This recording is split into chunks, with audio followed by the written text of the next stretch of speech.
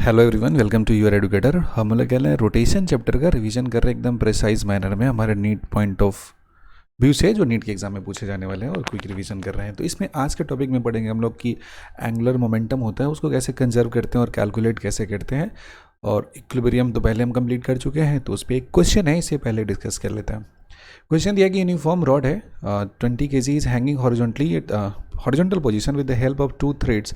It also supports a 40 kg mass shown in the figure. Find the tension developed in the each.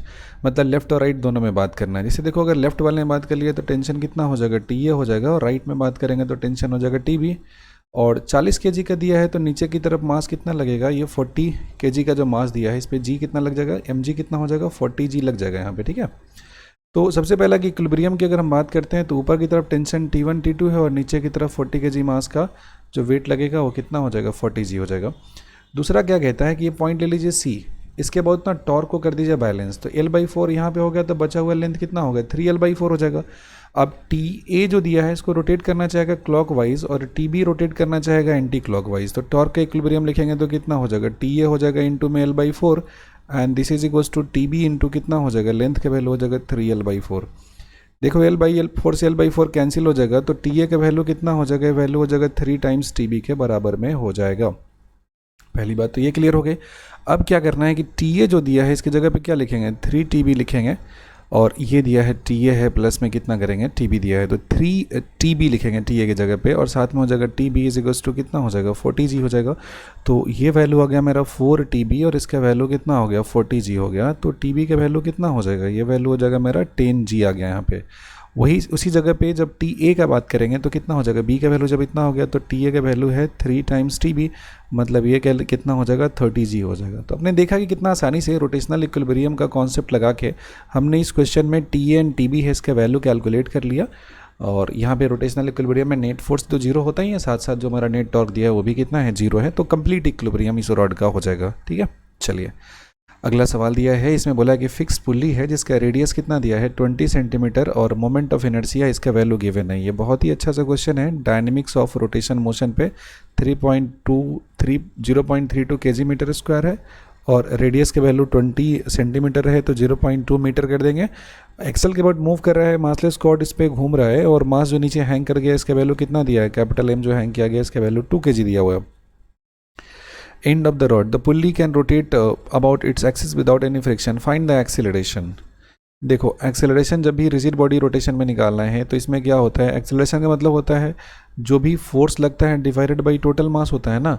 तो यहाँ force होता है, और मास जब टोटल लिखना है तो जो एक हैंगिंग मास हो गया और जो डिस्क होता है ना इसके इक्विवेलेंट मास लिखते हैं, और ये वैल्यू होता है I/r² होता है। कितना होता है, I/r²। याद रखिएगा डायरेक्टली, कोई इक्वेशन लिखना टाइम बर्बाद करने की जरूरत नहीं है। नॉर्मली अगर एक्सेलरेशन होता तो net force by total mass होता है, यहाँ भी net force by total mass. तो जो नॉर्मली ट्रांसलेट कर रहा है, जैसे ये वाला मास सेम है, ट्रांसलेट कर रहा था इसका मास सेम लिख देंगे, लेकिन डिस्क क्या कर रहा है, रोटेट कर रहा है ना, तो मोमेंट ऑफ इनर्शिया होता है, तो इसमें I/r² कर देते हैं।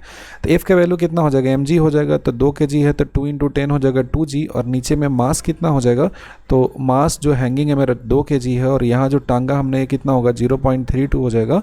और इसका रेडियस की बात करेंगे तो ये दिया है आपका 20 सेंटीमीटर, तो 0.2 × 0.2, 2 डेसिमल से 2 डेसिमल ये साफ हो जाएगा। तो ये कितना होगा, 2 से कर देंगे 16 और 2 से कर देंगे तो कितना हो जाएगा, 8 हो जाएगा। तो वैल्यू हो गया 2 × 10 और 8 + 2 कितना होता है, 10, कैंसिल हो गया। तो एक्सेलरेशन का वैल्यू आपका मिल जाएगा 2 मीटर पर सेकेंड स्क्वायर हो जाएगा। ये कॉन्सेप्ट याद रखिएगा, बहुत सिंपल सा। अगर लीनियर एक्सेलरेशन निकालना है तो F/m प्लस कितना हो जाएगा, I/r²। यहीं पे 2 डिस्क रहता था, दोनों का I1/r1² प्लस I2/r2। 2 पुल्ली रहता, 2 ब्लॉक, तो मास M1 + M2 कर देते हैं। कॉन्सेप्ट है एंगुलर मोमेंटम का, कि एंगुलर मोमेंटम किसी भी ऑब्जेक्ट का कैसे डिफाइन करते हैं। देखो एंगुलर मोमेंटम होता है ना, मोमेंट ऑफ लीनियर मोमेंटम होता है। जैसे ये पोजीशन हो गया आपका R हो गया, और यहाँ से कोई ऑब्जेक्ट मोशन कर रहा है और इसका मोमेंटम कितना दिया है, तो P = mv दिया है। तो उस केस में अगर आप इसका एंगुलर मोमेंटम डिफाइन करने जाते हो, और ये एंगल कितना कंसीडर कर लिया आपने, थीटा, तो वैल्यू ऑफ एंगुलर मोमेंटम कितना हो जाता है, तो ये वैल्यू हो जाता है R×P के बराबर हो जाता है। That can be written as R×P की जगह पे लिखोगे आप तो कितना हो जाएगा, ये वैल्यू हो जाएगा mv के बराबर हो जाएगा यहाँ पे। इसे एंगुलर मोमेंटम कहते हैं। और इस एंगुलर मोमेंटम में भी बात करेंगे जब आपका पोजीशन वेक्टर और वेलोसिटी पैरेलल हो जाए या पोजीशन वेक्टर और जो वेलोसिटी है वो कैसा हो जाए, एंटी पैरेलल हो जाए, तो इस केस में जो एंगुलर मोमेंटम होता है इसका वैल्यू कितना हो जाता है, 0 हो जाता है, बिल्कुल भी एंगुलर मोमेंटम आपका नहीं मिलता। और लेकिन जब आर परपेंडिकुलर पता है आपका तो directly linear momentum, angular momentum निकालने के लिए लीनियर मोमेंटम में परपेंडिकुलर डिस्टेंस से मल्टीप्लाई कर दोगे तो ये वैल्यू है वो आ जाएगा। ठीक है, चलिए कंजर्वेशन ऑफ एंगुलर मोमेंटम की बात करनी। किसी भी ऑब्जेक्ट के ऊपर में लगने वाला जो एंगुलर मोमेंटम होता है इसका रेट ऑफ चेंज करेंगे ना तो इसके ऊपर लगने वाले टॉर्क के बराबर हो जाता है। पहली बात मतलब ऑब्जेक्ट के ऊपर में एवरेज टॉर्क आपको डिफाइन करना है तो total change in angular momentum by time taken कर देंगे तो क्या मिल जाएगा आपका, ये मिल जाएगा टॉर्क का वैल्यू। और इसी में बोलता है कि अगर टॉर्क एक्सटर्नल सिस्टम पे 0 हो जाए तो इस केस में इसका जो एंगुलर मोमेंटम होता है वो इनिशियल और फाइनल क्या हो जाता है, बराबर होता है, ये हमेशा सेम होता है। अब कोई भी अगर रिजिड बॉडी आपके पास दिया हुआ है and this rigid body is rotating with angular speed omega और सपोज के लो इसका मोमेंट ऑफ इनर्शिया आई दिया है एक्सिस ऑफ रोटेशन के अबाउट, तो एंगुलर मोमेंटम एल का वैल्यू कितना हो जाता है, आई ओमेगा हो जाता है। L initial equals to L final हो जाएगा तो लिखेंगे I one omega one is equals to कितना हो जाएगा, आई टू ओमेगा टू हो जाएगा। And using this relation you will simply get the value of conservation of angular momentum. और अगर इनिशियल स्पीड पता है, मोमेंट ऑफ इनर्शिया पता है तो बाद का स्पीड आप कैलकुलेट कर सकते हो by knowing the value of moment of inertia in the second case. Angular impulse ये क्या होता है, देखो एंगुलर जो टॉर्क का वैल्यू होता है कितना होता है, rate of change of angular momentum होता है। तो यहाँ से लिखेंगे change in angular momentum is equals to कितना हो जाता है, टाउ डी टी हो जाता है। अब क्या करना है, यहाँ पे दोनों साइड अगर इंटीग्रेशन कर देंगे तो डी एल हो जाएगा और ये इंटीग्रेशन कितना हो जाएगा, टाउ डी टी हो जाएगा, T1 से T2 हो जाएगा और एंगुलर मोमेंटम इनिशियल से फाइनल हो जाएगा। So this change in angular momentum is equals to integration of tau d t from T1 to T2 और यही जो टर्म होता है इसी टर्म को हम लोग बोला करते हैं angular impulse. So angular impulse is simply the change in angular momentum. Angular impulse को जे से डिनोट कर सकते हैं और ये वेक्टर फॉर्म में लिखेंगे तो हर जगह पे वेक्टर लगा दीजिए। तो जिस तरीके से सिंपल इम्पल्स होता है चेंज इन लीनियर मोमेंटम होता है तो एंगुलर इम्पल्स होता है change in angular momentum. Now the very first question is the diameter of a disc is 0.5 metre. तो पहली बात की रेडियस कितना हो जाएगा, 0.5 डिवाइडेड बाई 2 हो जाएगा, इसे कर दोगे तो हो जाएगा इतना, 5 4 जा हो जाएगा तो वैल्यू कितना हो जाएगा, 1/5 मीटर हो जाएगा। बोला है कि इसका मास जो दिया है इसका वैल्यू कितना दिया है, 16 kg है। तो डिस्क दिया है तो मोमेंट ऑफ इनर्शिया डिस्क का कितना हो जाता है, वैल्यू हो जाता है mr² डिवाइडेड बाई 2 हो जाता है। तो मास का वैल्यू 16 हो गया, ये वैल्यू 2 हो गया और ये वैल्यू कितना हो जाएगा, 1/4 का होल स्क्वायर, मतलब 16 इंटू कितना हो जाएगा, नीचे में 2 हो जाएगा और ये कितना हो जाएगा 1/16, ये कैंसिल हो जाएगा तो वैल्यू कितना हो जाएगा 1/2 ना आ गया kg metre square. This is the value of moment of inertia in this case. What torque will increase its angular velocity from this 0 to this. देखो टॉर्क का वैल्यू कितना हो जाता है, टॉर्क का वैल्यू हो जाता है अगर निकालेंगे तो हो जाता है change in angular momentum by कितना हो जाता है, टाइम टेकन, मतलब हो जाएगा एल फाइनल हो जाता है minus L initial by time taken हो जाता है।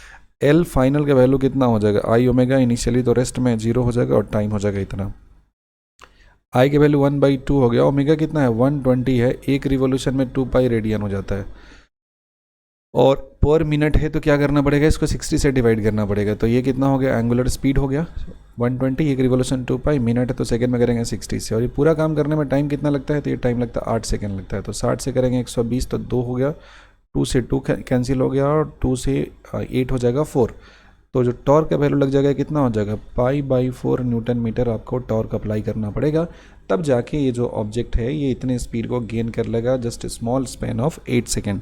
तो क्या फॉर्मूले का रिवीजन हुआ कि टॉर्क होता है rate of change of angular momentum होता है, टाउ का वैल्यू कितना होता है, dl/dt हो जाता है।